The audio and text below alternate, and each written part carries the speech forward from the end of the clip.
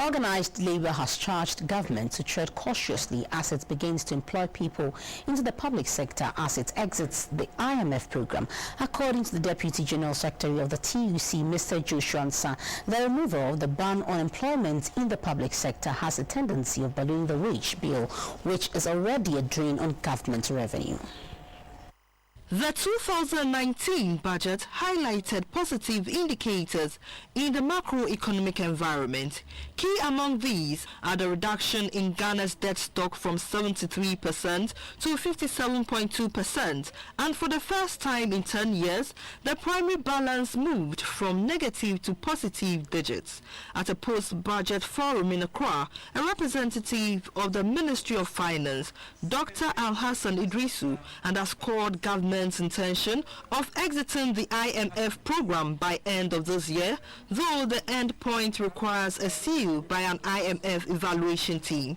He said in ensuring that there was a fiscal discipline, government would establish a body called the Fiscal Council next year to keep a hold on this critical aspect of the economy. A director at the Trade Union Congress, Dr. Kwabena Nyaku-Otu, said any attempt by government to reduce unemployment through initiatives such as NAPCO should be commended. He called for the minimum wage to be increased at a greater percentage in 2019. By the Nations Builders Corps, of course, there has been questions around it. Is it really sustainable or whatever it is? But we think that any attempt to create a single job in this country or preserve a single job must be commended. It must be supported. The reason is the jobs crisis I mentioned earlier. In a country where people take 5 years to get their first job after graduation, we need to support any initiative to create jobs.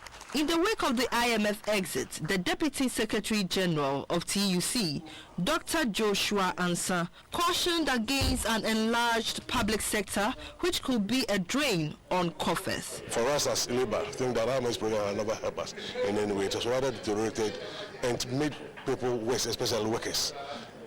In cases where there's a ban in the employing people, it's a very negative thing that government today, government tomorrow, and yesterday have done. But we are happy that we are exiting from the IMF.